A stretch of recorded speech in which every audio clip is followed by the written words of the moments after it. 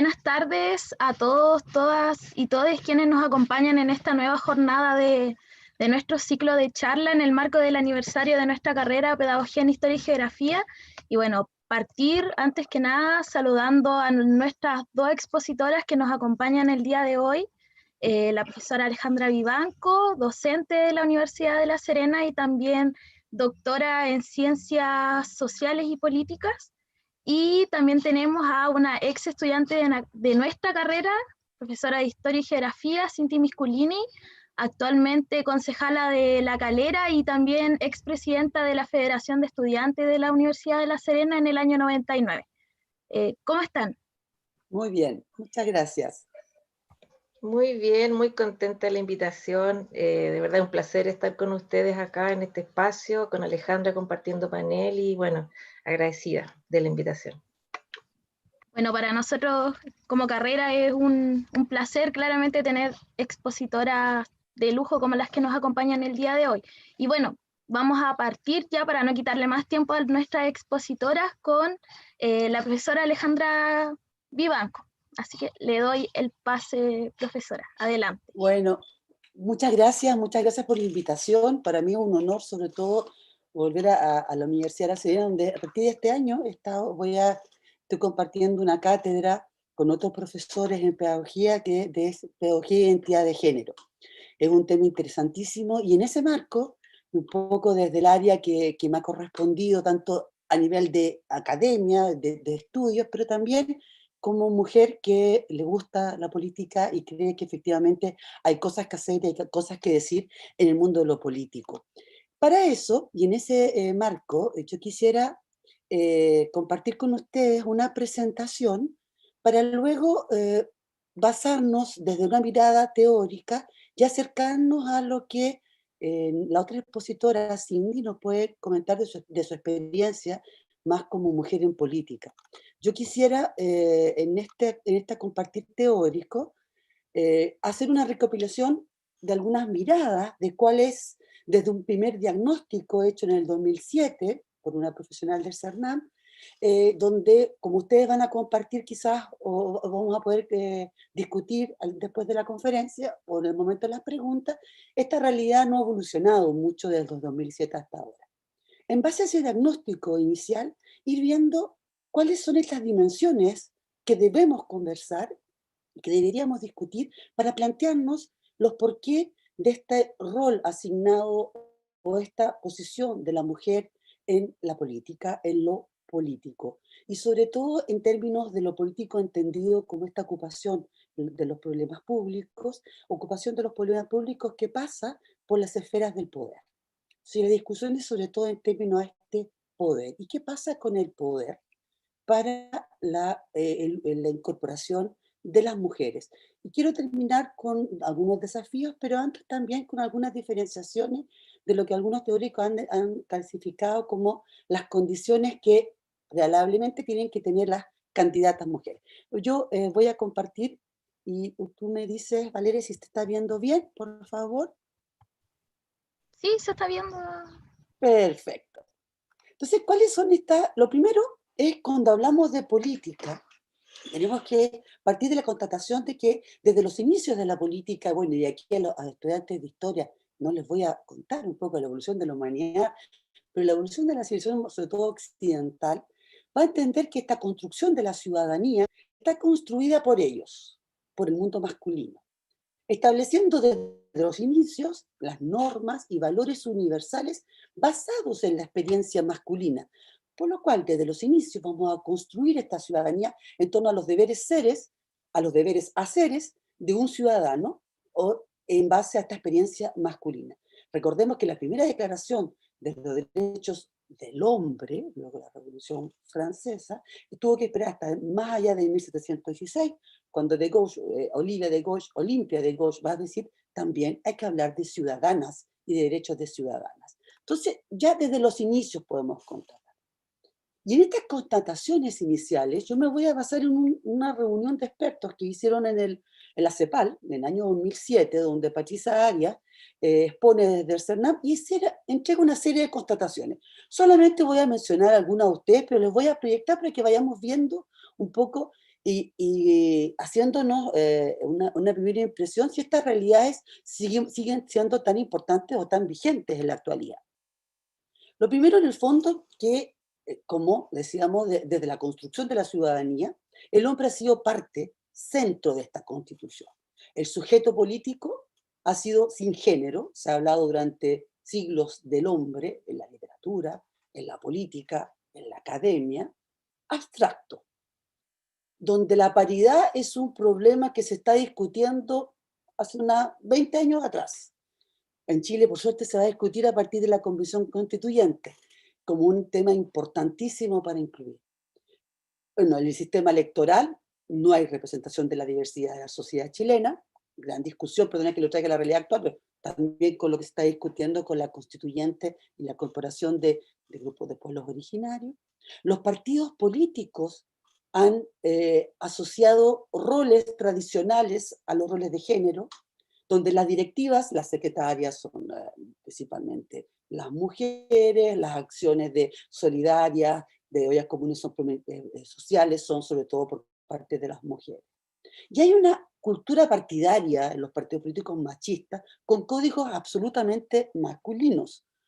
Eh, Humorísticamente se llaman los clubes de Toby, pero efectivamente estos clubes de Toby se van reproduciendo con códigos, con lenguaje y con maneras de hacer o de hablar que se representan sobre todo desde el género más masculino. Bueno, las mujeres están solamente, que pueden acceder a cargos públicos, según el diagnóstico de esta profesional del CERNAM, tienen que demostrar ser excepcionales para poder acceder a estas investiduras. En los horarios, las dinámicas de las reuniones, los horarios del trabajo en política son más que nada inconvenientes si seguimos reproduciendo que el espacio doméstico y el rol de reproducción social es de las mujeres, como lo vamos a ver en el análisis. Hay incomprensión, no solamente por parte de los hombres, sino también de las mujeres, esta perspectiva de género que implica esta transversalidad de conocer desde la estructuración de la sociedad una situación de discriminación y desigualdad que estructura, es estructurante las relaciones de poder al interior de la sociedad. Y eso está desconocido. Y muchas veces se establece sobre todo que este es un tema que deben defender, promover las mujeres. Y cuando esto es una promoción que debe ser transversal desde las políticas públicas. Bueno, hay otras contrataciones, como la falta de recursos económicos que disponen las mujeres, menores oportunidades, inexperiencia y desconocimiento de la práctica política. ¿Y por qué? Sobre todo que las mujeres, si bien votan, en nuestro país en los últimos años ha disminuido mucho el porcentaje de mujeres que participan en las votaciones, pero no participan como para ser electas. También los recursos necesarios para actuar en política, los contactos. ¿Ya? Y en el fondo el famoso techo de cristal que se reproduce, lo vamos a ver como concepto, en los partidos políticos también. ¿Qué es este techo de cristal?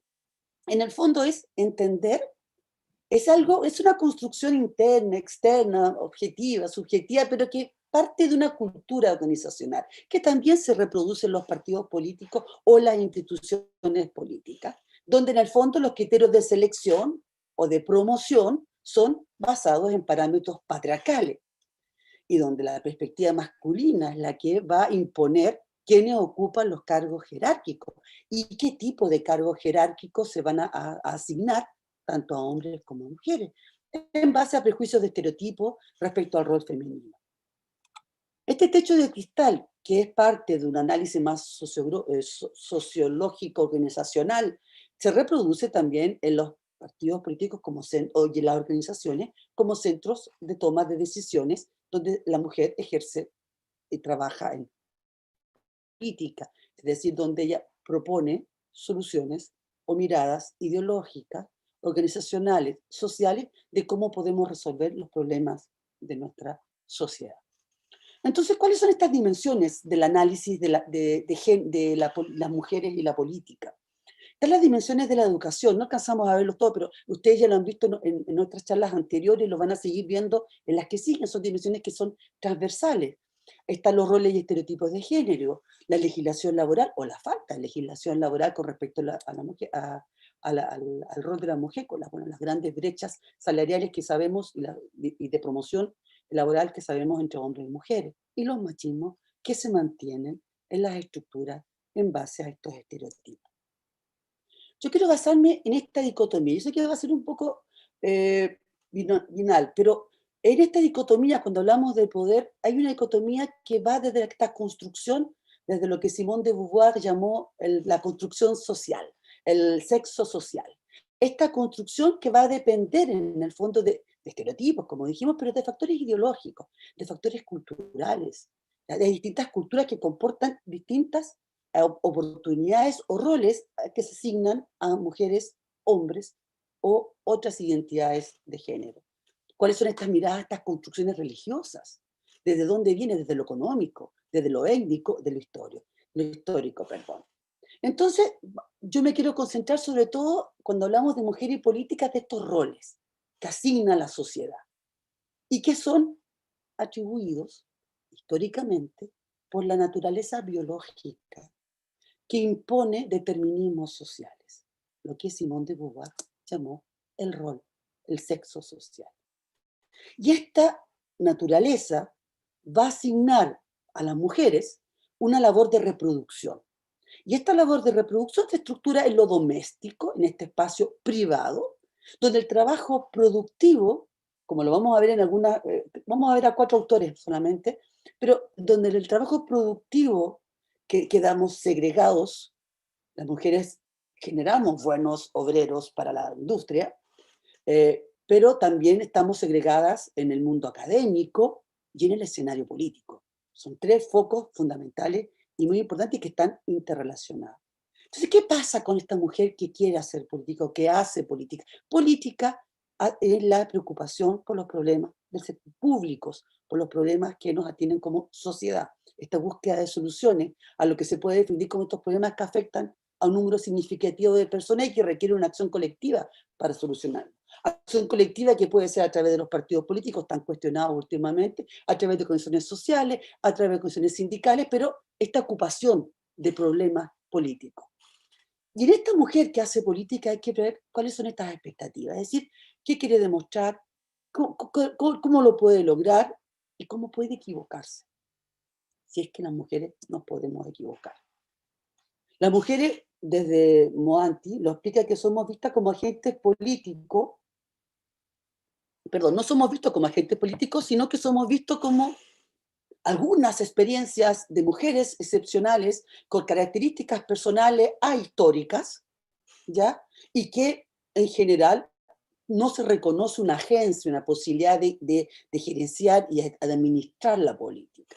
Jung también nos dice en el 94 que en el fondo, cuando traspasamos de esta esfera individual para resolver problemas colectivos, seguimos reproduciendo la organización social patriarcal de nuestras sociedades, donde están normas muy militaristas, ¿ya? Jerarquías, órdenes, controles, roles establecidos, expectativas de estos roles, de honores también, que son absolutamente masculinos, donde hay una camaradería homoerótica, ¿ya? Entre hombres que muchas veces se van a autoafirmar en el erotismo masculino, donde hay una competencia respetuosa, pero una negociación de agente independiente, donde es un discurso principalmente insensible, el discurso de la política actual, y donde la razón tiene que ser desapasionada.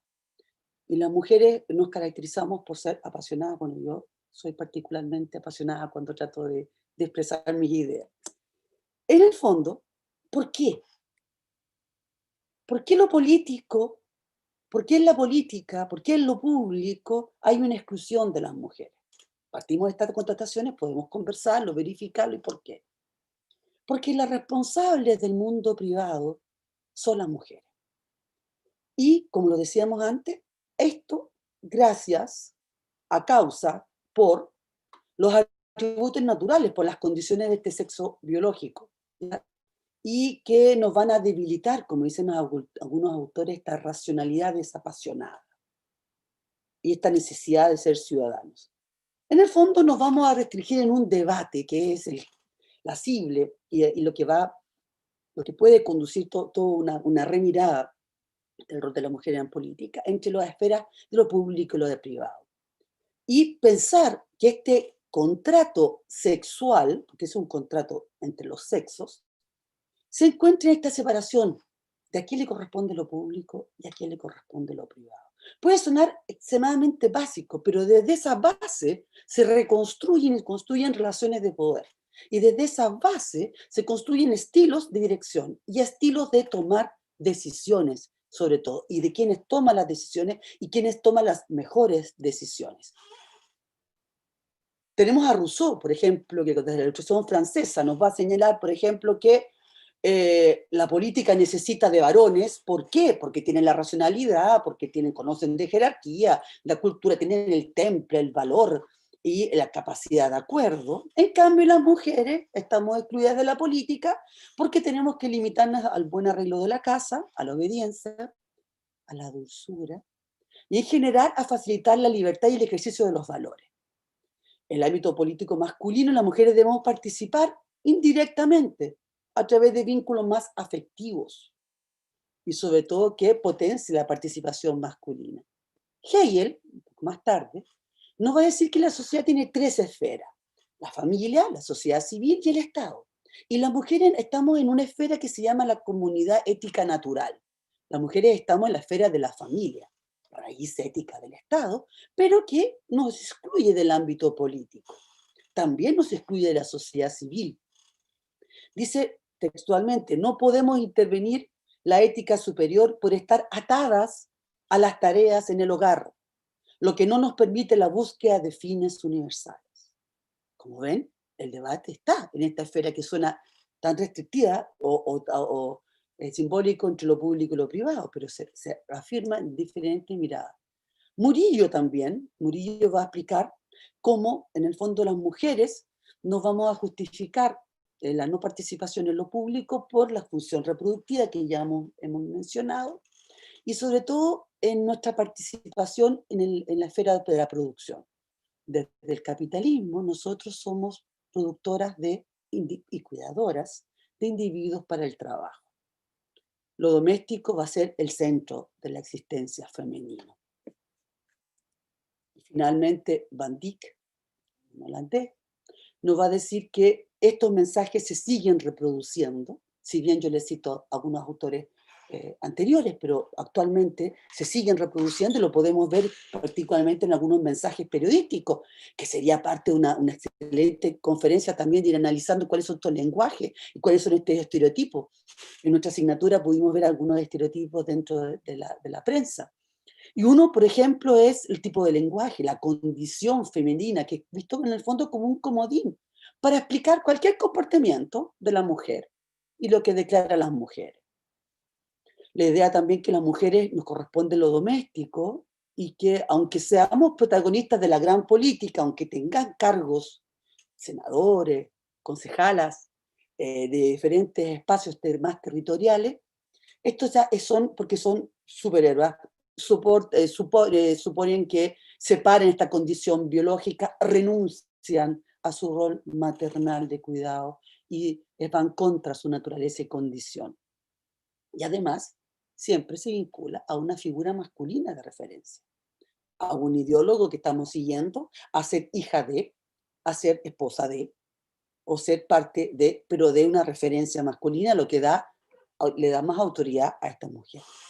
Y en el fondo la mujer, la actividad política está, y no sé si va a corroborar esto, pero sembrada de estereotipos, de prejuicios, de ideas preconcebidas, donde las mujeres deben establecer un tipo de actuar político en un escenario particular. Y quiero insistir en el tema del lenguaje, cuando hablamos de los desafíos sobre todo, porque este lenguaje que suena, que lo hemos dicho y lo hemos escuchado, que construye realidades, va a representar y sigue representando cuál es el sentido patriarcal de cómo nos posicionamos políticamente las mujeres o en el poder.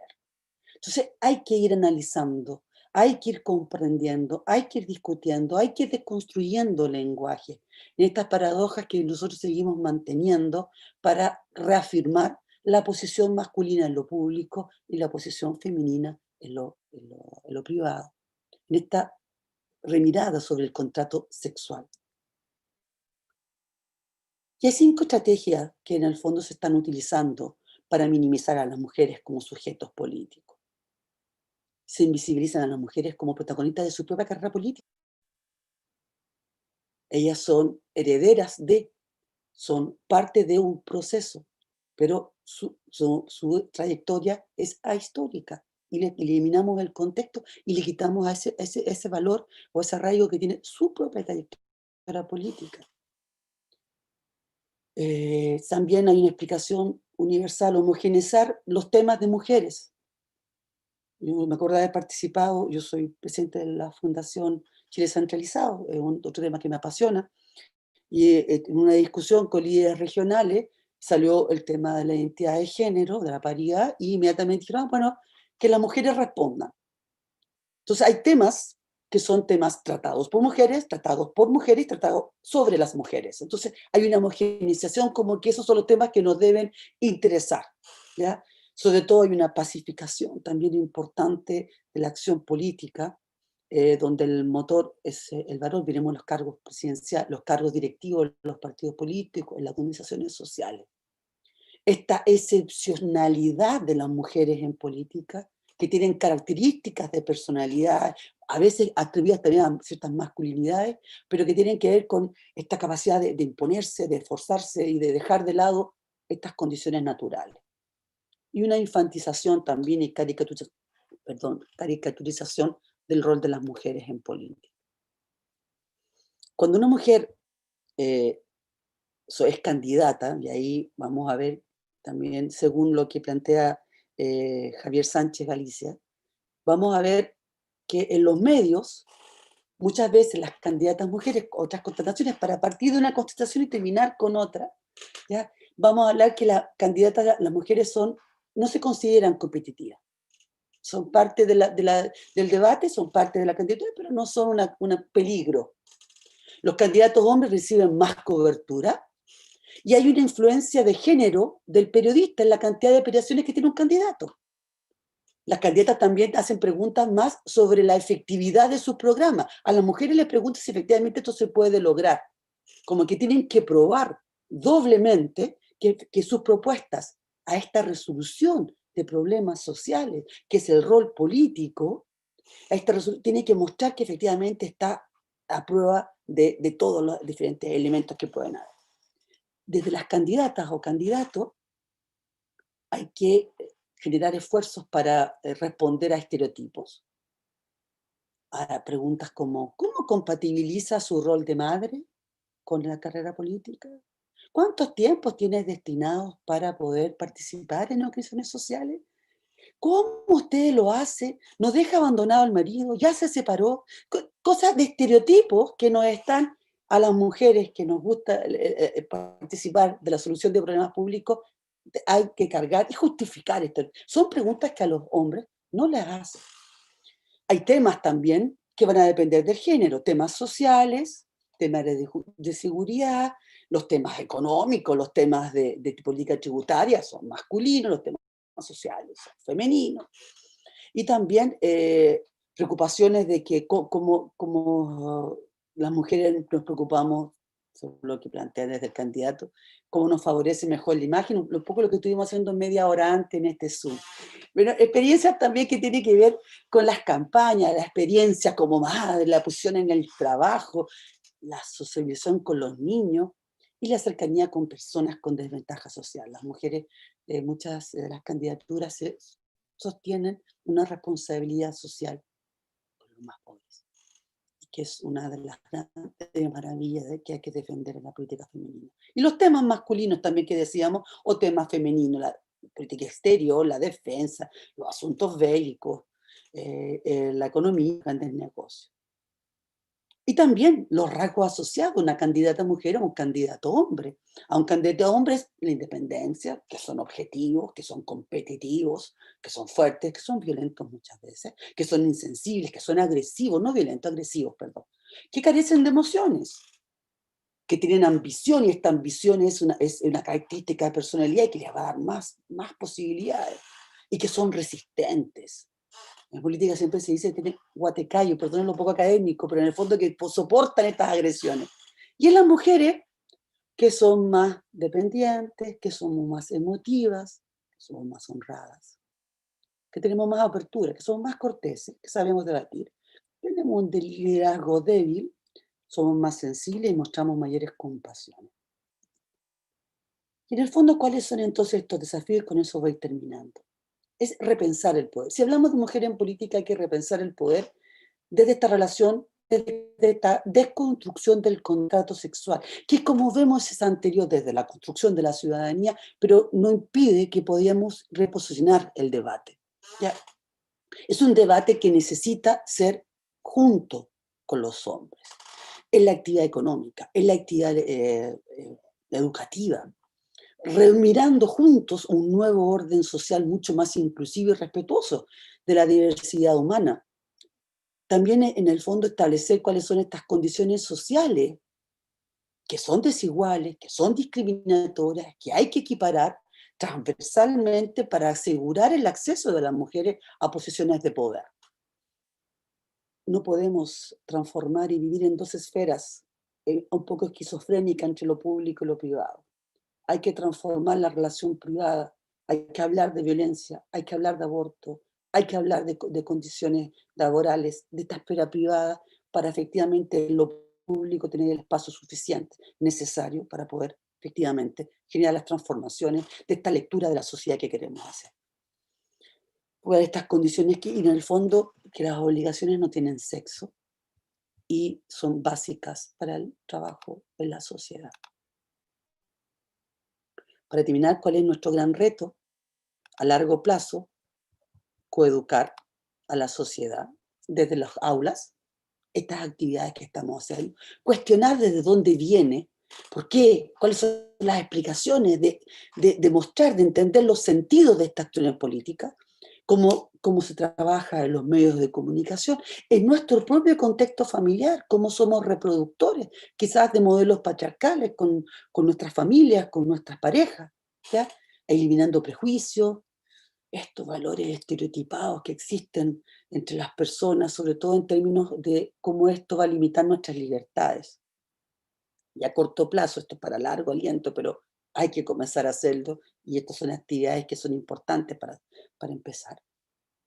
Pero a corto plazo hay que dividir cuáles son estos desafíos: igualdad de oportunidades, la paridad, establecer la paridad como una condición necesaria y no suficiente, pero necesaria para asegurar la representación de la diversidad social, de las mujeres, de grupos originarios y otras diversidades. ¿Ya?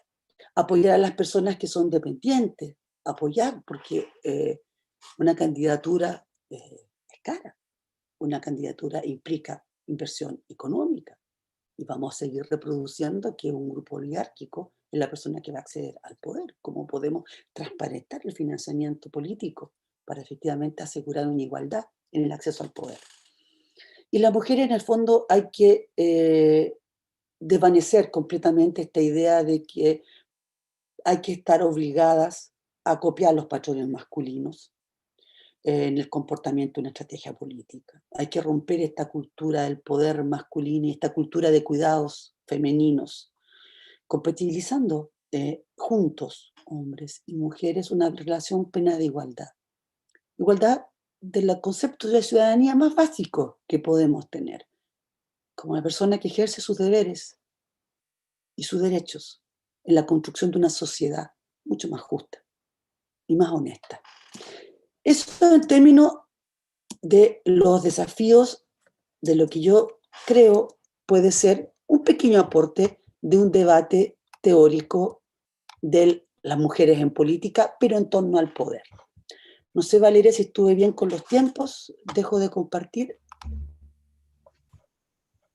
Muchas gracias, profesora. Muy buena la exposición. Estuvo bien claro. Vamos a esperar a que nuestros espectadores nos puedan realizar las preguntas para poder hacerlas al final. Y bueno, ahora le doy paso a nuestra siguiente expositora, Cindy Misculini. Si puede compartir Ok, Valeria, vamos la a ver. exposición. Sí, vamos a compartir una presentación también. Creo ahí, espérate, Ya vamos a ver. Déjame ver si... ¿Ahí se ve?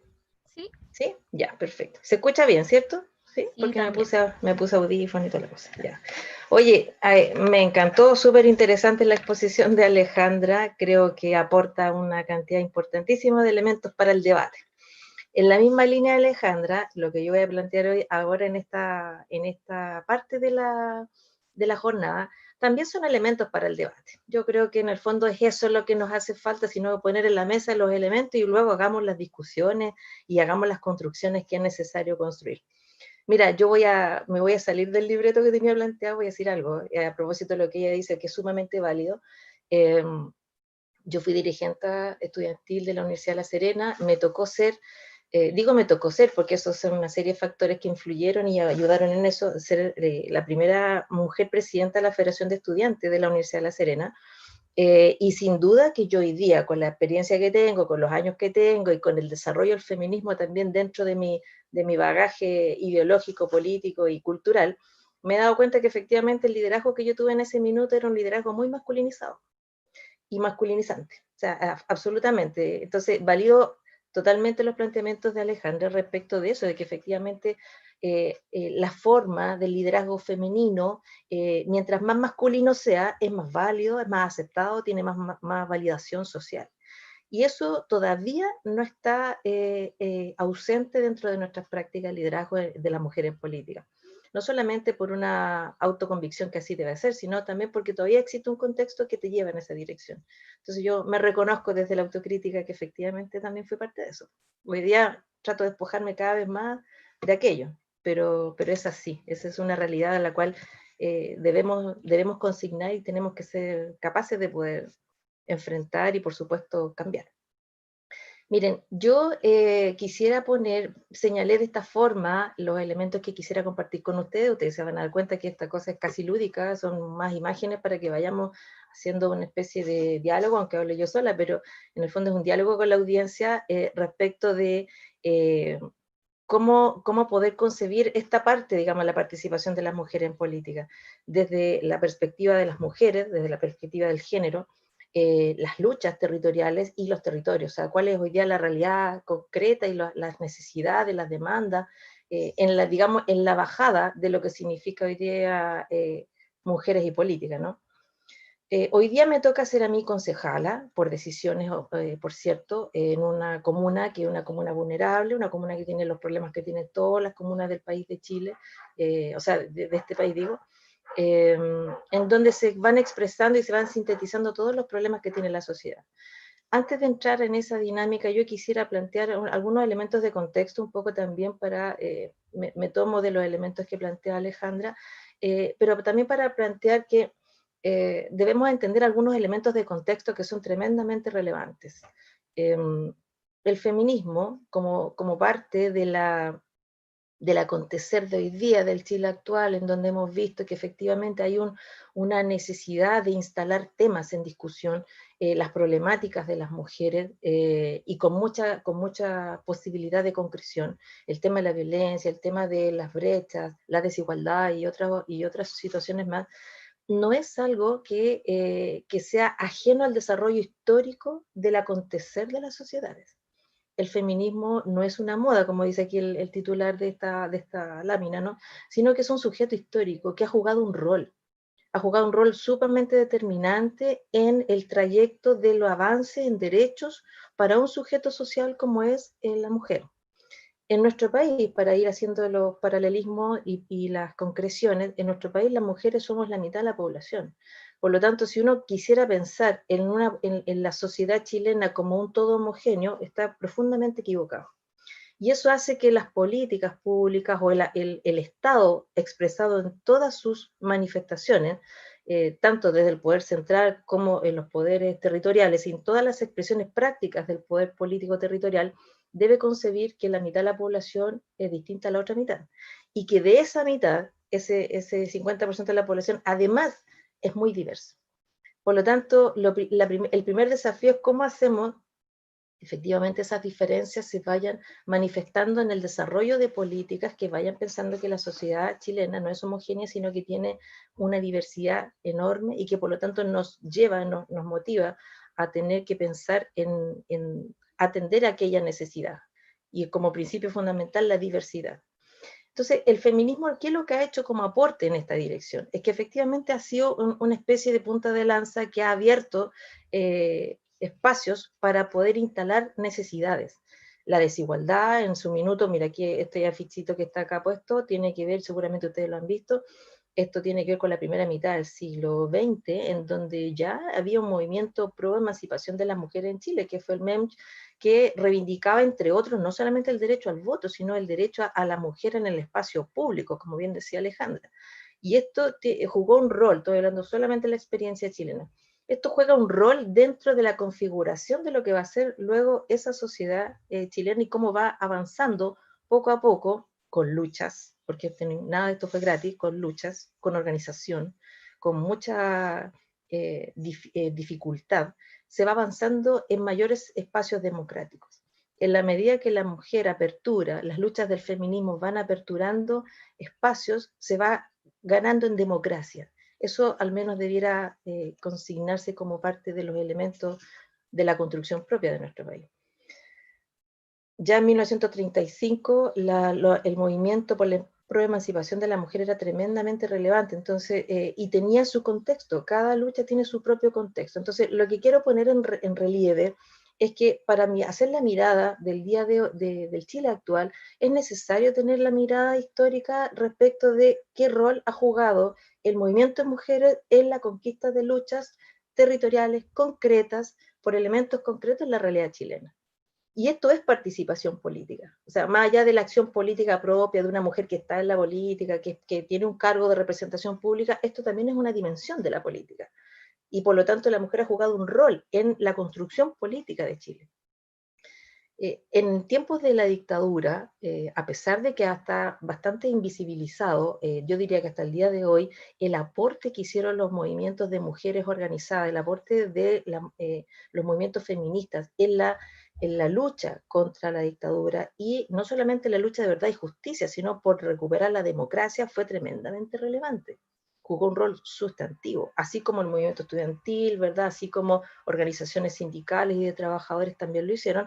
El movimiento feminista también jugó un rol importante, denunciante de la falta de democracia, denunciante de la necesidad de verdad y justicia, etc. Entonces, esta foto de alguna manera va reflejando esa mirada un poquito histórica, ¿no? Respecto de esa constatación del rol que ha jugado la mujer y sus organizaciones en el desarrollo de nuestro país. Por supuesto que la lucha de los pueblos originarios, particularmente el pueblo mapuche, a través de el tremendo rol y contribución que han jugado las mujeres de los pueblos originarios y las primeras naciones, ha sido tremendamente importante en la visibilización de la situación de abandono en la que han estado las culturas de nuestros pueblos originarios. Y por supuesto en la transmisión de la lucha.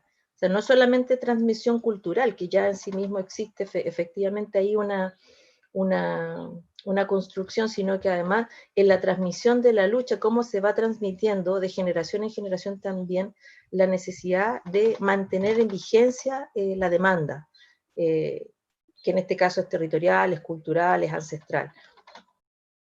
Y ha jugado roles fundamentales también en todo este trayecto. Yo no sé si ustedes se acuerdan, pero me imagino que sí, no hace mucho tiempo atrás, yo aquí me estoy pegando saltos históricos así como súper arbitrarios, ¿eh? pero finalmente es nada más que para hacer el elemento de contexto en un par de minutos. El movimiento estudiantil universitario, particularmente el movimiento feminista, instaló con mucha fuerza hace unos años atrás la necesidad de visibilizar todo lo que estaba ocurriendo y la violencia de género, los abusos y los acosos que estaban ocurriendo al interior de las universidades. Que para el mundo externo, de pronto las universidades pueden ser ciertas burbujas dentro del acontecer, ¿no?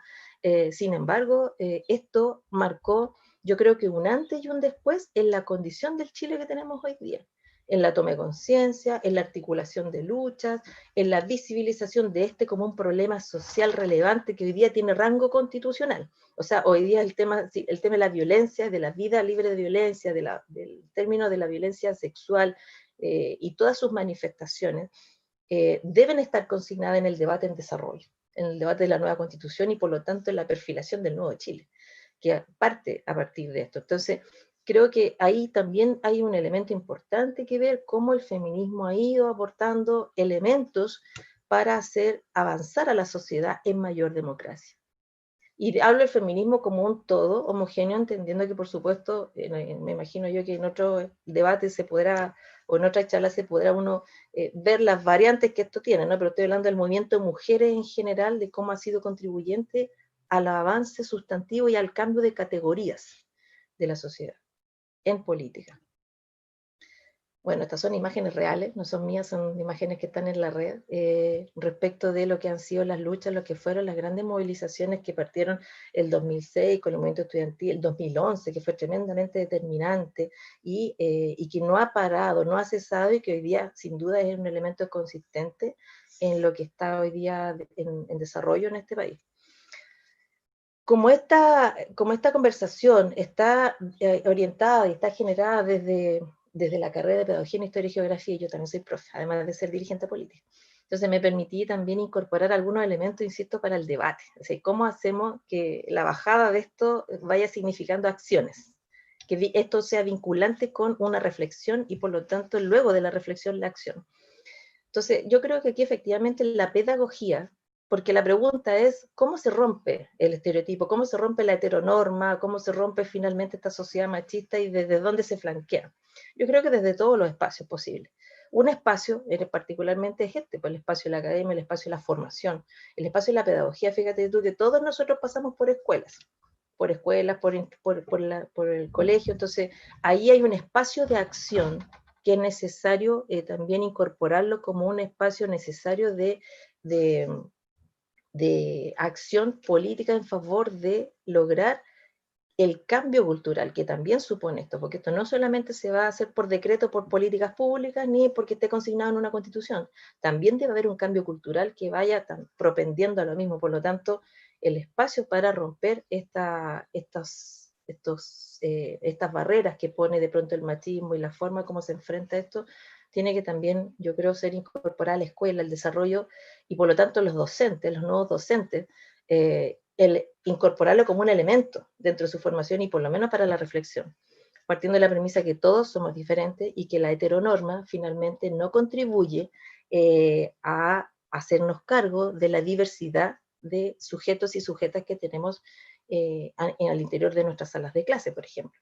Cómo vamos, lo que decía Alejandra, cómo vamos rompiendo esta simbología machista, el lenguaje, ¿verdad?, que se va expresando en micromachismos que son cotidianos y naturalizados. Pero al minuto que te haces consciente de ello, empiezas a cuestionarlo. Por lo tanto, también es necesario abrirse a esas posibilidades. Y las prácticas educativas pueden perfectamente las prácticas educativas inciden. El currículum es un elemento absolutamente ideologizado. Por lo tanto, también incide en el resultado. Entonces, tú puedes perfectamente intencionar cambios en una dirección a partir de esos elementos que son formativos. Mira, lo que hemos visto hoy día a propósito de participación política, a propósito de la juventud, a mí me parece que es tremendamente relevante. Yo creo que es importante tener en cuenta cómo construimos liderazgos femeninos a partir de estos espacios formativos de la juventud. Entonces, en positivo, yo creo que mientras más nos planteemos desde incluso de la pedagogía o desde otros espacios de formación temprana a la promoción de liderazgos femeninos, vamos a ir avanzando en democracia y vamos a ir equiparando la cancha. Esto no es para pasar para arriba, sino que en el fondo es nada más que para equiparar la condición de igualdad entre hombres y mujeres y con toda la diversidad que tienen los hombres y que tienen las mujeres. Pero me parece que el espacio de la juventud, la subjetividad de la juventud, finalmente tiene que ser también un elemento importante al momento de construir estos liderazgos femeninos en política. Yo creo que hoy día la mujer, por supuesto, debe ser concebida, el movimiento mujer organizado, la mujer como un sujeto social. Me parece que es importante ver, por ejemplo, el efecto que tuvieron las tesis durante este proceso movilizador que ha tenido el país y el impacto que ha tenido. Yo creo que más allá de lo coloquial que pueda tener aquello, esto ha significado un remesón a la sociedad chilena, un remesón del quehacer y una necesidad de replantearse qué tipo de sociedad es la que queremos construir.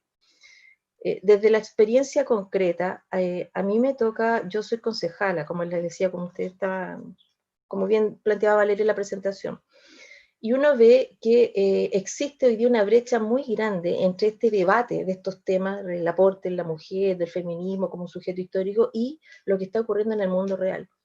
En el mundo, digamos, en la lucha concreta, ¿sí? En el Chile que resiste el día a día. Hoy día las mujeres, a propósito del contexto que tenemos en este país, porque yo soy una convencida que tenemos un Chile antes del 18 de octubre del 2019 y un Chile después del 18 de octubre del 2019. Y este Chile en curso, en desarrollo, dejó ahí, están todos los corchos flotando de las situaciones de las cuales debemos hacernos cargo y debe hacerse cargo la política. Y las mujeres están jugando un rol fundamental en lo que es hoy día la resistencia contra la falta de democracia, la resistencia contra la crisis institucional que se ha venido desarrollando en esto y que quedó muy reflejada después del 18 de octubre, y a propósito de la pandemia también. Las ollas comunes son una expresión que no debe ser entendida solamente como una cuestión de carácter, una cosa de carácter espontánea, sino que en el fondo tiene una lectura, por ejemplo, que de alguna manera esto representa el rol que juega hoy día la mujer en el espacio de la lucha territorial real. Cómo lidera, pero todavía sujeta a muchos conceptos y a muchos amarres machistas. Mira, a propósito de lo que decía Alejandra, tú te encuentras con mujeres que te dicen, no, están en la reunión de la Junta de Vecinos hasta las 6 nomás, porque a las 6 o hasta las 7:30, porque llega el marido y le tengo que ir a servir el té, o le tengo que ir a calentar la sopa. Y esas son expresiones del día, del Chile de hoy.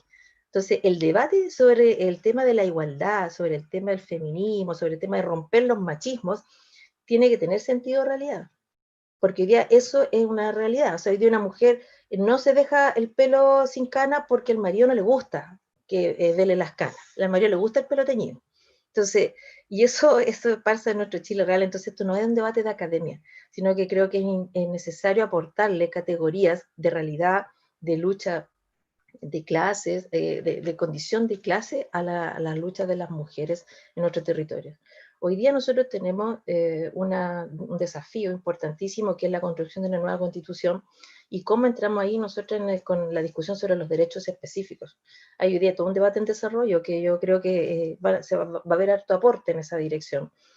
Pero no pueden quedar, probablemente uno quisiera pensar que no pueden quedar en genérico los derechos y que el Estado se haga cargo de todos los derechos para todos y para todas. El derecho a la vida sana, el derecho a la vida sin violencia debe quedar consignado como una responsabilidad del Estado y por lo tanto vinculante con la no aplicación de ese derecho, con el no respeto de ese derecho. Entonces, cuestiones como esta, porque hoy día en la acción práctica y concreta, lo que ocurre en los territorios, lo que ocurre en nuestras comunas, que una de las grandes preocupaciones, los grandes problemas que tienen las mujeres es la violencia. Y la violencia intrafamiliar, la violencia de género, la violencia machista, de todo tipo, en todo orden de situaciones y de cosas. Entonces, hoy día la pregunta yo creo que cabe hacérsela es ¿qué hacer frente a esta posibilidad que se abre? Yo creo que efectivamente ya estamos frente a una posibilidad de hacer las cosas de una manera diferente. Y yo creo que la respuesta al qué hacer hoy día frente a cómo pensar un nuevo Chile con nuevas reglas del juego, tenemos una oportunidad para hacerla, tiene que ser multidimensional, es multilateral. ¿Ya? Aquí yo creo que desde la academia se debe pensar, desde las políticas públicas, desde el acontecer político, desde los territorios, desde las organizaciones, o sea, debe haber un debate que de alguna manera vaya conciliando posiciones, posturas, pero también una mirada diversa de lo que debemos, cómo podemos contribuir a hacer que Chile avance en justicia, en democracia y en espacios de dignidad y dignificación para su pueblo. Y dentro de su pueblo, en la diferenciación de que la mitad del pueblo son mujeres. Y por lo tanto, debemos generar condiciones para que eso vaya ocurriendo. Porque efectivamente lo que dice, lo que planteaba teóricamente Alejandra, del punto de vista de estas preocupaciones, todavía existe demasiada diferencia, hay una brecha muy grande en las condiciones y las posibilidades para que las mujeres ocupen roles en el espacio público y desarrollen liderazgos en el espacio público. Y esto no es una responsabilidad solo de los partidos, sin duda los partidos políticos tienen una gran responsabilidad, pero también este es un debate de mayor trascendencia, que tiene que ver cómo generamos esos espacios para que las mujeres efectivamente participen. Cómo se enfrenta los problemas de la vida real que tienen las mujeres. Aguas limpias, aire puro, queremos tierra fértil, la vida no se vende, sino que la vida se defiende. Esto tiene que ver con algo a propósito de lo que conversamos al principio del chat y la riqueza y la realidad de los territorios. Lo que ocurrió en esta zona de sacrificio Quintero Puchuncaví, por ejemplo. Las luchas territoriales hoy día tienen enfoque, tienen un alto contenido de enfoque de género, pero las respuestas no necesariamente los tienen. Y allí hay un ámbito de acción en donde el quehacer político tiene una deuda grande. Desde los municipios, para ser más concreta, yo que soy concejala lo puedo decir, no se piensa las políticas en general, hay muy buenas experiencias que sí, pero la generalidad no piensa a su territorio comuna como un espacio diverso, sino que lo piensa como un espacio homogéneo, donde todos somos iguales y por lo tanto las cosas cursan para todos de la misma manera. Entonces, eso te va a tender al error permanentemente, porque si yo no hago esa lectura, cuántas mujeres tengo en mi comuna, cuáles son sus necesidades, cómo hago que potenciar la participación femenina generando espacios, por ejemplo, de horarios diferidos, como dice Alejandra, o bien cómo ayudo a que esas mujeres puedan asistir a espacios de formación, haciéndonos cargo tal vez del cuidado de sus hijos, o procurando condiciones para que eso vaya ocurriendo, o que las políticas de salud pública a nivel de salud primaria municipal tengan considerada preferentemente, por ejemplo, la atención ginecológica, cosa que hoy día no existe, en la generalidad de los consultorios, que son los que finalmente atienden a la mayoría de la población, y sobre todo a la población más vulnerable, etcétera, etcétera. Entonces, los problemas de la vida real, las mujeres son permanentemente las que los levantan. Si tú te fijas, hoy día más del 80% de los dirigentes y dirigentas sociales de organizaciones funcionales son mujeres. Los hombres no hacen no trabajan a ese plano de la preocupación política. Da la impresión que la participación de los hombres preferentemente se concentra en otro plano de la política, y no se concibe que este plano de la lucha territorial, de la organización base de la población, también es un ámbito del quehacer político, y ahí las mujeres se llevan todo el peso, con todo lo que eso significa. Sin embargo, esto es casi una pirámide, se van acortando las posibilidades para que las mujeres vayan llegando cada vez más arriba en la participación política. Sustentan la pirámide, pero finalmente las brechas se van poniendo en el camino para que esto sea una condicionante. Entonces, ahí es donde está el debate, yo creo, cómo desde las distintas perspectivas y los espacios podemos abrir esa posibilidad. Entonces, en el quehacer concreto, uno que está en estos espacios, que no es fácil, primero ser mujer en política todavía, y luego tratar de darle enfoque a tu acción política en el territorio. Hemos desarrollado nosotros distintas experiencias, como creemos con el equipo que trabajo yo, la concejalía de hace ya unos años, cómo creemos que podemos ayudar. Primero haciéndonos cargo de cosas que los municipios no hacen, que tiene que ver con asistencias directas con enfoque de género. Asistencia jurídica, no sé, belleza, salud, o sea, y cuestiones que tienen que ver con la necesidad real de las mujeres, ¿ya? Pues, particularmente son las mujeres las que necesitan mayor atención en los territorios, sobre todo en los territorios más vulnerables. Y por ejemplo, cada acción, cada actividad que se hace desde esta perspectiva debe tener considerado que las mujeres por lo general no pueden salir porque están con los niños o están al cuidado de alguien más. Entonces, ¿cómo hacemos que en el debate constitucional entre eso como una consideración y como un reconocimiento? La nueva constitución debiera tener consignado que el trabajo de casa, que el trabajo de cuidados debe ser un trabajo remunerado, porque todavía tenemos una buena cantidad de mujeres, de hombres que creen que el trabajo doméstico no es un trabajo, y por lo tanto no debe ser remunerado. Sin embargo, las mujeres cuidadoras que quedan al cuidado de sus hijos, de sus padres o de algún familiar, asumen que eso es parte de la naturalidad y el rol, este rol de género del que se hablaba, ¿no? Del estereotipo. La mujer es la de los cuidados y el trabajo productivo es de los hombres. El trabajo reproductivo de la mujer y el del productivo de los hombres. Entonces, esa condición debiera efectivamente ser debate constitucional para mi gusto. Mira, estas fotos que están acá yo les quiero compartir. Esto es lo que ocurre en las poblaciones reales, donde no hay espacios, por ejemplo, ni siquiera espacios para todos, sino que tampoco diferenciados. Y cuando nosotros hacemos acciones, tenemos que hacernos cargo de los niños y las niñas, para que las mujeres puedan ir a pintar un mural, puedan ir a la atención médica, puedan ir a la atención con la matrona, o etcétera, etcétera. Debemos hacernos cargo de que los niños y las niñas no pueden quedar solos en las casas. Entonces, hemos hecho algunas actividades de estas características, trabajos voluntarios, en fin, pero siempre pensando que debemos hacernos también pensar en el enfoque de género, como haces una acción territorial con el enfoque de género y te haces cargo de que esa mujer en ese rato va a estar cuidando a alguien, sobre todo la mujer que no sale a trabajar remuneradamente, asalariadamente.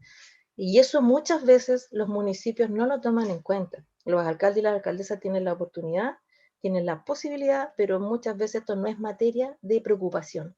Entonces no se le aplica enfoque de género a la acción concreta de la acción real, y eso va impidiendo su participación en cualquier espacio. Bueno, aquí yo puse también algunas experiencias que hemos construido, en donde también todos estos espacios de carácter cultural le hemos dado el enfoque de género desde el ámbito territorial. La cultura, ¿verdad? También debe ser considerada una necesidad, y también debe estar afecta a poder entregarle el enfoque de género, cómo hace que una mujer pueda participar de estos espacios también, haciéndonos cargo de su condición de mujer y de las necesidades que tiene también.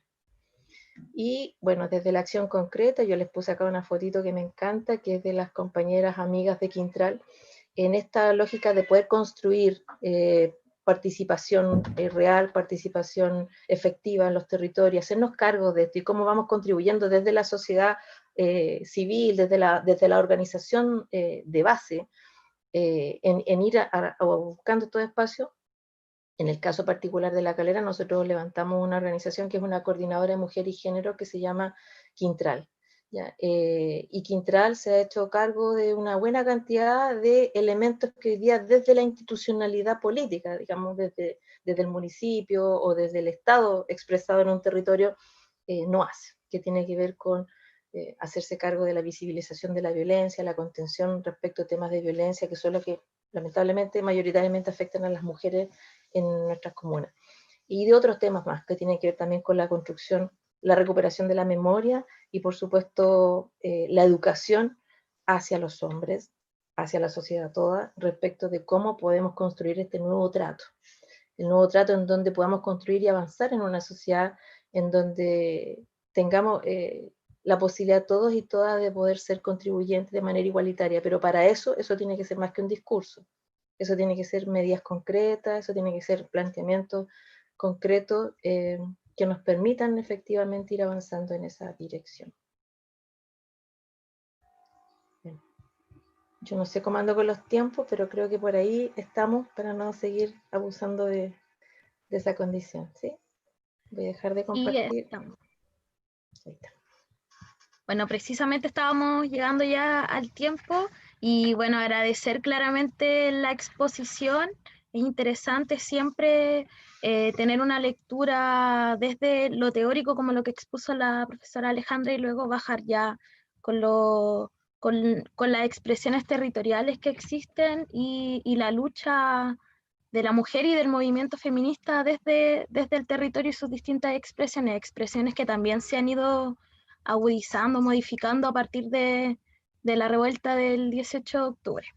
Y bueno, queríamos empezar ya con la lectura de las preguntas que han ido realizando nuestros espectadores y espectadoras en el chat de YouTube. Primero que todo, seguir impulsando que puedan seguir realizando las preguntas que quieran hacer. y vamos a partir con una para poder abrir ya el debate y la conversación entre nuestras dos expositoras del día de hoy. La voy a leer a continuación. En la actualidad hay una brecha entre las estructuras políticas y el trabajo territorial. ¿Cómo podemos romper esa brecha? Y le dejo la palabra a cualquiera de las dos que quiera responder primero. ¿Sí? Es que es la oportunidad adorada para una persona que defiende la descentralización como motor necesario para un desarrollo sustentable en el país.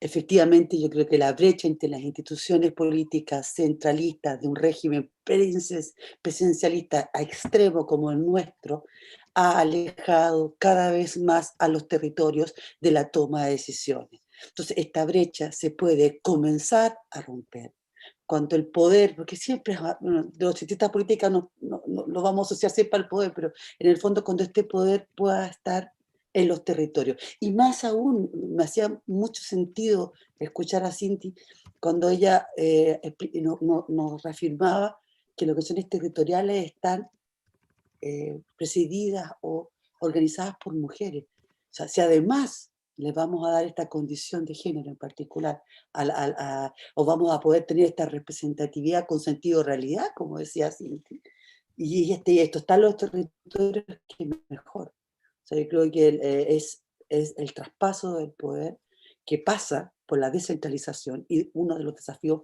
fundamentales de esta nueva constitución es efectivamente a romper con este centralismo masculino, centralismo en Santiago, y presidencialismo en particular. No sé si por ahí yo salté sobre la ocasión de un poco defender mi otra pasión, que es la descentralización como modelo de desarrollo. Sí, mira, yo creo que no, es un tema, es un tema. Mira, yo estoy ahora en la quinta región y la quinta región es región. Sin embargo, esta afecta como toda la otra región, a propósito de lo que dice Alejandra, al centralismo. Pero además en la quinta región existe un centralismo. La quinta región, lo conversábamos antes de partir para que la gente sepa, tiene realidades distintas, súper diversas. Y la quinta región tiene una centralidad, si bien metropolitana, que es Valparaíso, Viña. Sin embargo, es una región tan diversa en donde cada provincia, es lo mismo que le pasa de alguna manera a la cuarta región. Cada provincia es una unidad en sí misma y tiene una lógica, una cultural, ¿verdad?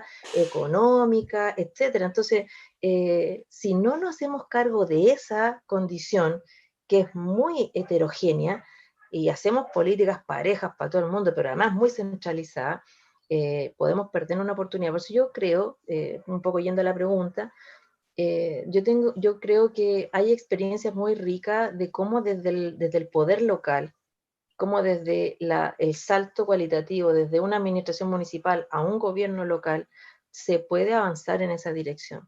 Hay experiencias ya que se han desarrollado, yo puedo nombrar la de Recoleta, pero pueden haber otras más, en donde se están dando señales que incluso bajo las mismas restricciones del marco legal actual que tenemos hoy día, bajo esta constitución, estas leyes orgánicas, se pudo romper algunas lógicas y tú le haces disputa a la centralización y además aterrizas políticas locales que impactan directamente en la calidad de vida de los ciudadanos y las ciudadanas de tu comuna. Entonces, en esta lógica de la pregunta de la brecha, yo tengo la impresión que efectivamente aquí, si no nos hacemos cargo que el territorio local es una unidad en sí misma que tiene toda la posibilidad para poder hacer una construcción propia y de ahí emplazar a las otras estructuras de poder también, nos vamos a perder una oportunidad. Yo creo que hoy día, por ejemplo, esta experiencia que se hizo en el gobierno anterior de la nueva mayoría, que a propósito de estos encuentros locales autoconvocados que intencionaron una discusión hacia la Constitución y ahora autogestionadamente, autoconvocadamente, la ciudadanía, luego de las marchas salía a hacer los cabildos territoriales en todo el país, ahí se construyó algo. Yo creo que eso hay que hacerle clic, porque efectivamente hay una necesidad de ser parte de un debate público, de una ciudadanía movilizada, y ahí yo creo que nosotros tenemos toda la posibilidad y la oportunidad para incorporarle un enfoque de género a esa discusión y a esa construcción que se está haciendo desde el punto de vista local. Entonces, a lo mejor es un punto de partida, no solamente para dotar de contenidos lo que va a ser la nueva constitución y por lo tanto las campañas de los constituyentes, que ya andan varios en campaña y varias, sino que además para perfilar lo que viene. Y a lo mejor puede ser efectivamente un punto que pueda permitir acortar esta brecha de participación entre lo local y lo nacional y esta cosa centralista. Entonces, porque no existe? Mira, para cerrar, yo no quiero alargarme mucho, pero a nivel local, a nivel comunal, hay una suerte, casi diría yo, de coaptación de la acción de las organizaciones sociales por parte de los alcaldes y las alcaldesas. Los municipios han coaptado la organización social, las juntas de vecinos, los clubes deportivos, los centros de madre, en una buena cantidad. Es casi una práctica que uno la puede ver y la puede identificar en muchos lados. Entonces, le quitas autonomía y la incorporas a la lógica de administración del municipio. Y eso tengo la impresión que ha sido un adormecedor para la participación de la ciudadanía en política. Entonces, cuando hoy día la desafección aparece, medida en la encuesta como un gran tema, la desafección hacia lo institucional, hasta esas organizaciones también están dentro de la crítica y la falta de credibilidad de la gente que no participa de ellas.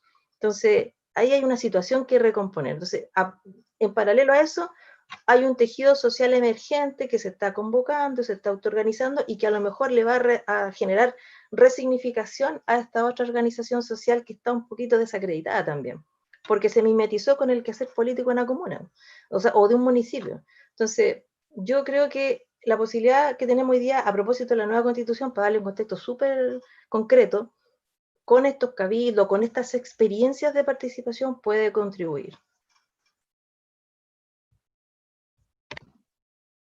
Muchas gracias por la respuesta. No sé si la profesora Alejandra desea agregar algo más o está bien. No, yo creo que, bueno, efectivamente no podría superar a Cinti en el sentido de realidad que le da, porque con la acción que ella hace en el territorio, pero efectivamente yo creo que y reafirmar y continuar que es uno de los grandes desafíos de esta nueva constitución, en el fondo de repensar cómo nos relacionamos, de repensar qué posición estamos dando a las instituciones, de repensar algo que yo converso mucho con mis estudiantes. Yo vengo de la vieja escuela, no estoy diciendo que soy solamente vieja, pero también de esta vieja escuela en que la solución de los problemas sociales se le entregaban a las instituciones. Y yo me cuestiono después del estallido social, de la revolución del año pasado, o que todavía estamos, en cómo responder desde las instituciones cuando hemos desacreditado y hay una desconfianza, cómo reconstruimos estas confianzas. No tengo respuesta. Yo creo que la respuesta está en valorar las experiencias territoriales y valorar lo más cercano a cada cotidiano de cada ciudadano para la resolución de sus propios problemas. Y reconstruir confianza, yo creo que es una tarea extremadamente larga, pero que creo que puede existir. Muchas gracias, profesora. Bueno, vamos a dar paso a la lectura de la siguiente pregunta que va dirigida especialmente para Cinti y dice así. Quisiera consultar a Cinti si se ha visto enfrentada a los estereotipos de género durante su carrera política, tanto en la interna de su colectividad como en su participación en la labor municipal. Totalmente. No, mira, yo estoy en política desde los 19 años y yo quiero contar la historia un poquito más larga. En algún minuto, cuando yo era candidata, yo fui a todo esto, fui dirigente del SEC de Historia, no sé si era más SEC todavía, pero el Centro Estudiante de Historia, fui dirigente y después vocal de la facultad y luego en otra oportunidad fui presidente de la Federación de Estudiantes. En una de esas campañas, que no me acuerdo cuál, un compañero me dijo, usted debería ponerse minifalda para hacer la campaña. O sea, eso fue como así, estoy hablando de los años 90, ya en los 90 y tantos. Recuerdo eso porque fue tan impactante para mí que alguien me dijera eso.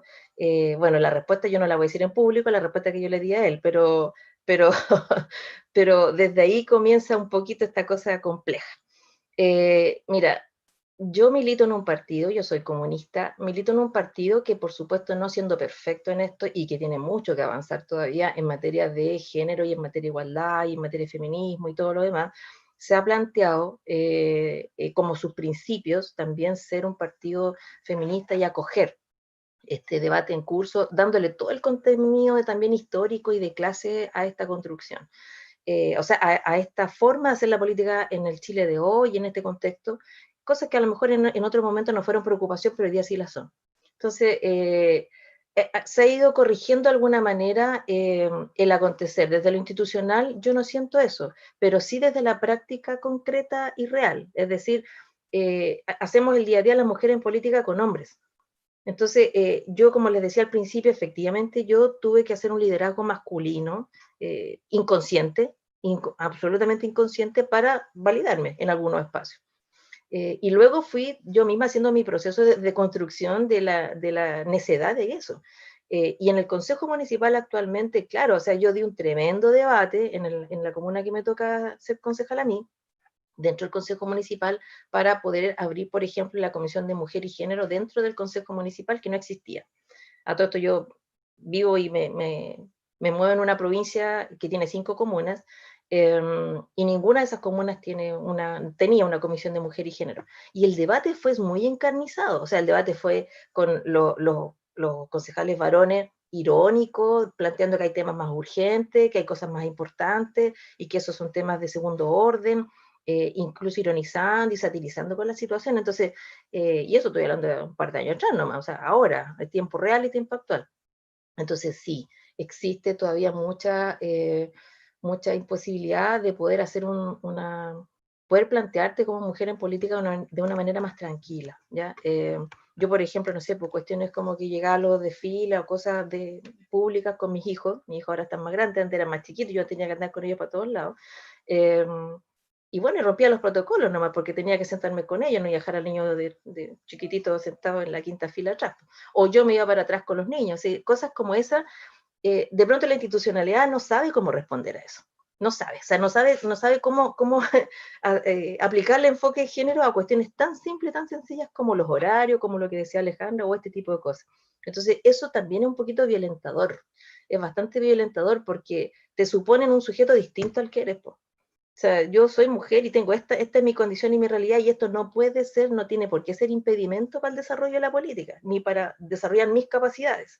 Entonces, pero sí la institucionalidad permanentemente, el espacio público te lleva a asumir lógica, a dejar finalmente esas condiciones, o te las plantea como un problema el ser mujer en política. Yo me he enfrentado a todo tipo de comentarios, de todo tipo, pero yo creo que se han ido ganando espacios. Yo creo que en general uno ha ido ganando espacios también, o sea, ha habido valoración y todo eso, pero sí, tiene sus detalles y no ha sido un camino exento de dificultades. Afortunadamente, como te digo, mi organización primaria, que es el partido en el que milito, yo creo que se ha ganado mucho en la comprensión y en acciones, en medidas concretas para que estas cosas vayan pasando. Sí, será algo ideal, porque creo que falta mucho avance, pero ha sido difícil, chiquilla. Pero se puede, y yo creo que hoy día hay mejores condiciones que las que habían hace una década atrás para estar la mujer en política, aún no siendo las ideales. Solo consignar, para cerrar, que no somos ni 30% de las mujeres concejalas en el país, del conjunto de concejales del país. Y ese es un dato de la causa. Entonces, esa es la primera dificultad, la brecha, el acceso, la posibilidad. Y luego todas las otras expresiones que ustedes se imaginarán. Eso. Gracias por la pregunta. Muchas gracias por la respuesta. Y bueno, tenemos una pregunta para la profesora Alejandra. ¿Cómo ve los liderazgos femeninos en contexto de pandemia, sobre todo desde una mirada local? Los liderazgos femeninos, bueno, Cinti lo expresó muy bien. A nivel territorial lo podemos ver sobre todo en las organizaciones de base, cuando todas estas soluciones económicas populares, estas respuestas a la emergencia en términos alimenticios con las ollas comunes, han sido coordinadas y conducidas principalmente por mujeres dirigentes sociales de nivel territorial. Yo creo que el liderazgo femenino, más allá de los territorios, que es la base, y de la participación social, que es la base y que debería ser la que promueva con sentido, me gustó mucho la frase sentido realidad, se la voy a quitar a Cinti, con sentido realidad, en el fondo, con rostros, como a mí me gusta llamarlo, del trabajo social, con estos rostros, yo creo que implica también en pandemia el pensar con mayor sentido crítico cómo las mujeres deben enfrentar y continuar y duplicar la carga, la multiplicidad de roles que estuvimos discutiendo un poco en esta pequeña presentación teórica que traté de enfocar, se han potenciado. La mujer, aparte del rol doméstico de cuidadora, en pandemia ha generado un espacio más de ser docente, ser amante, tiempo completo, ser sufro dolor, dicen en francés, como ser la piedra del tope de los cuestionamientos, con el aumento de la violencia también que hay. Entonces yo creo que se ha potenciado, se han mostrado muchos rostros de las dificultades de ser mujer en particular, pero aún más potenciado de ser mujer líder.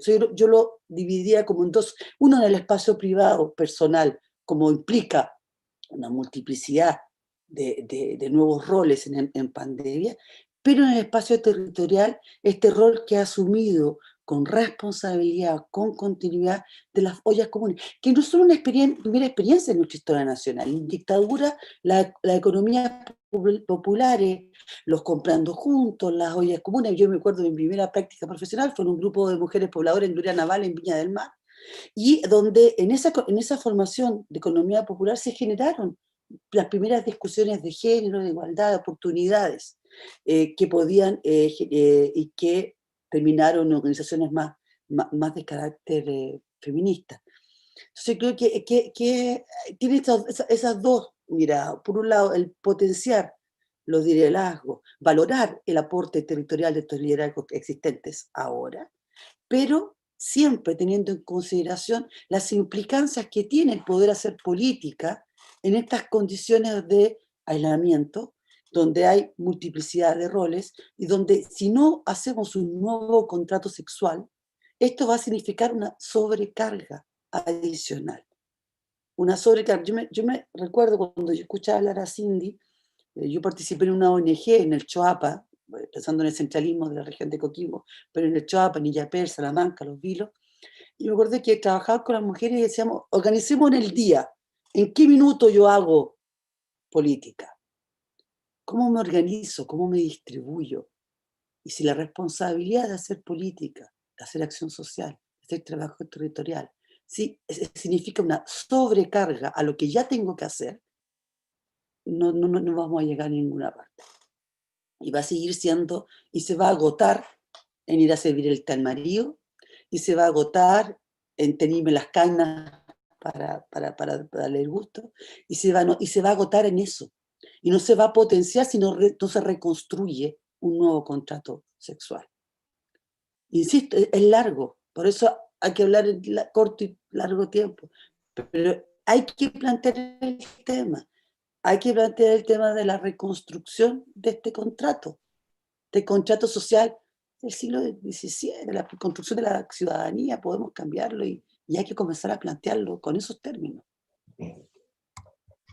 Oye, no sé si Valeria, sí, no sé si me puedo meter, pero a propósito, para hilvanarme con Alejandra, por eso yo decía algo que a mí me hace mucho sentido, y creo que cada vez está tomando más voces, que tiene que ver cómo hoy día tenemos la oportunidad de poder, como bien dice Alejandra, este nuevo contrato social.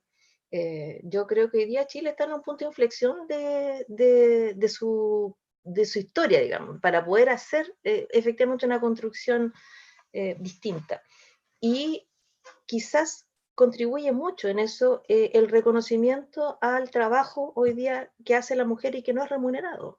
Este trabajo de los segundos cuidados, ¿verdad? El trabajo doméstico, o sea, si se reconoce y se le da valor, y eso lo garantiza el Estado, y el Estado dice, sí, el trabajo doméstico, el trabajo de los cuidados de la familia es un trabajo, y por lo tanto generemos condiciones para que eso se produzca desde el punto de vista no solo el reconocimiento nada más, sino que también desde la remuneración. Es decir, reconocemos y le damos valor a algo que hoy día no tiene un valor, más que para la persona que lo hace y que la que lo recibe. Entonces, esa primera posibilidad que tenemos hoy día de reconocer eso podría ser efectivamente un punto de partida para reconocer y para poder generar mejores condiciones para lo que viene después, que es la participación y ir acortando la brecha de participación entre hombres y mujeres. Pero mientras no reconozcamos aquello, está bien difícil, porque vamos a seguir descansando en que las mujeres, es decir, el 50% de la población Además, dentro de ese 50% hay un porcentaje que yo no sé cuál es en este minuto, podríamos dar el dato con más precisión, respecto de las mujeres que no trabajan asalariadamente, pero que sí hacen este otro tipo de trabajo de los cuidados, el trabajo del rol reproductivo y no sé qué. Entonces, ahí hay un punto de partida. Si desde las distintas comunidades, mira, desde la academia, ¿verdad? Desde el mundo social, desde el mundo político, empezamos a construir ese discurso, es una materia constitucional, es una materia en debate para la nueva constitución y por lo tanto para el nuevo modelo de Estado. Entonces, yo creo que esa es una gran oportunidad para poder instalar esto como una necesidad. Y puede ser un buen punto de partida, tal vez, no sé.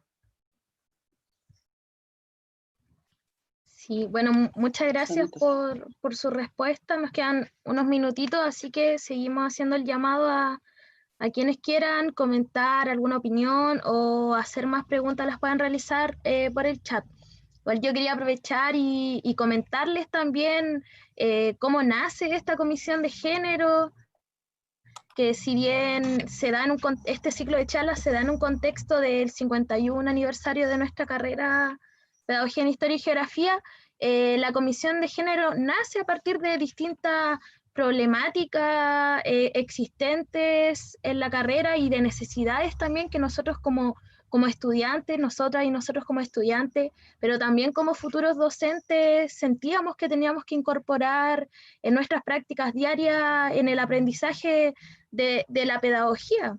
Y precisamente estas instancias de estos ciclos de charlas, también estamos haciendo un curso, un taller, también nos contribuyen a nuestra autoformación y a nuestra formación como docentes y salir el día de mañana ya a los que nos queda un poquito ya va a salir como profe, salir con experiencia, con conocimiento y poder dar también todo con la perspectiva de género. Tenemos en este momento el proyecto que está por ahí estancado, el de educación sexual integral, las luchas en el territorio. Nosotros como estudiantes no solamente somos estudiantes, sino que también vivimos en el territorio, por lo tanto, también las mujeres estudiantes nos desarrollamos y trabajamos ahora que estamos en un contexto de pandemia continuamente con nuestros vecinos, nuestras vecinas, en nuestras juntas de vecinos o organizaciones territoriales, incluso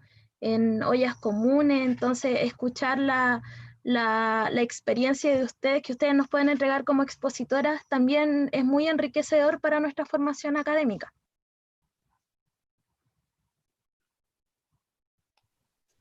Qué bueno, yo creo que este desafío no puede quedarse solamente en una semana, bueno, hay otras cosas que se van a hacer, pero debe ser un continuo. Cuando uno habla de perspectiva de género en políticas públicas, uno piensa en la transversalidad, o sea, es un tema que debe traspasar las diferentes temáticas, ¿ya? Desde la construcción del currículum, desde la construcción, desde la acción directa, desde la acción política, de la diferenciación, pero eso no implica también de generar acciones y mantener acciones que vayan a equiparar o a eliminar estas brechas existentes. Deben haber políticas específicas para solucionar estos problemas. En la academia, y aquí aprovecho el espacio, debería haber políticas específicas de contratación, de paridades en el mundo académico. Sabemos que el mundo académico es un mundo extremadamente complejo, que no se diferencia mucho del mundo de lo político o de los partidos políticos. Entonces, efectivamente, generar estas transversalidades, tomarlo como un tema que va más allá de esta mirada más binominal del contrato sexual que planteaba yo, pero con estas diversidades también de identidades de género, esta perspectiva transversal, pero sin olvidar que hay que generar políticas específicas, acciones puntuales, de generar las respuestas a las demandas para de eliminar, disminuir estas grandes discriminaciones y desigualdades que siguen existiendo y que si no dejan de existir van a reproducir y van a mantener esta condición de desigualdad entre hombres, mujeres y otras identidades.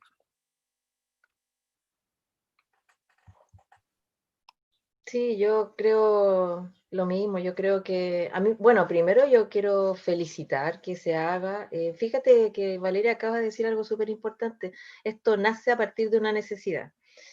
Así ha sido, po. Así ha sido toda la construcción, el acontecer esto un poquito que yo con imágenes nomás intenté mostrar, el acontecer, ¿verdad?, del feminismo, la organización de las mujeres, etcétera, etcétera, que ha tenido su contexto, ha tenido y por lo tanto sus preocupaciones del momento histórico que le toca jugar el rol, ha sido en función de necesidad. Entonces ha sido una respuesta frente a una deficiencia, a una necesidad.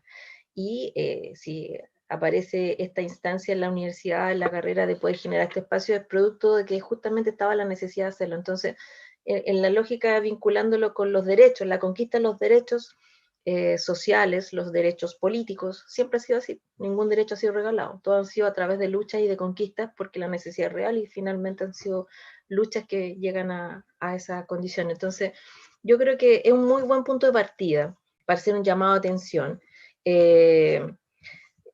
al mundo de la academia, al mundo, no solamente a la academia en sí, sino a la proyección que tiene esta academia, que es la responsabilidad de formar profesionales para el país. Y qué calidad profesional y con qué contenidos quiero, en el fondo, aportarle a esos profesionales, más allá de los contenidos técnicos y todos los conocimientos, ¿no? Sino que cómo pongo en valor la discusión del país de este minuto, este momento, ¿verdad? Esta construcción, un Chile que está movilizado, un Chile que el pueblo está empujando en una dirección, vamos a cambiar la Constitución, cómo pongo en valor esos elementos del contexto de la vida real, de lo que está ocurriendo en el Chile real, en la formación académica de los futuros profesionales y las futuras profesionales que vayan a salir de la universidad. Entonces, no es un momento para abstraerse, es un momento para darle realidad al debate y hacer la contribución, de tal forma que a lo mejor esta brecha que se ve también desde el mundo de la academia y el mundo de la realidad tenga menos brecha y finalmente nos pongamos a disposición de juntar esa distancia. Y yo insisto, yo soy como re optimista en este momento, en una mirada marxista, por supuesto, ese es mi optimismo, sí, en una construcción permanente, no porque las cosas vengan dadas, sino porque hay que hacerlas. Pero sí creo que estos son oportunidades. Entonces, si este es un llamado de atención para eso, fantástico. Estamos todos y todas invitados a ser parte de ese debate, de esa construcción. Y yo feliz de poder contribuir o poder ser parte de poner elementos en la mesa para que se haga la reflexión. Así que encantada de la invitación. Y muy agradecida también porque para esto voy a cerrar una cosita que la tengo así como en los recuerdos de estos últimos días a propósito de esta invitación. El tiempo que me tocó ser dirigente estudiantil a mí en la universidad, uno de nuestras grandes peleas, y los profes que verán esto después se podrán acordar, fue justamente la triestamentalidad. Fue el debate triestamental y dejar de ser parcela y pongámonos a pensar cómo construimos comunidad universitaria todos juntos y todas juntas, y todos poner en valor la opinión de los académicos, los funcionarios, los estudiantes, la institución misma, cómo buscamos los puntos de encuentro y desde las perspectivas diferentes construimos síntesis para la comunidad. Y eso fue un debate, eso fue una lucha, eso fueron movilizaciones, fue una discusión con harta incomprensión de todas las partes, pero finalmente son procesos. Así que yo me siento muy encantada además de estar acá y de haber sido parte también de esa historia, que en otro minuto la contaremos.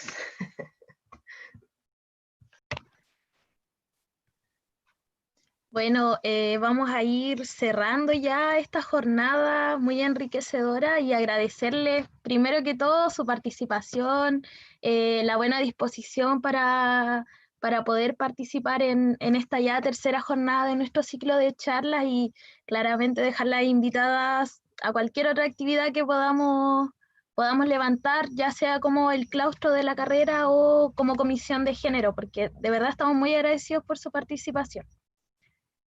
No, Y muchas bueno, gracias a ustedes.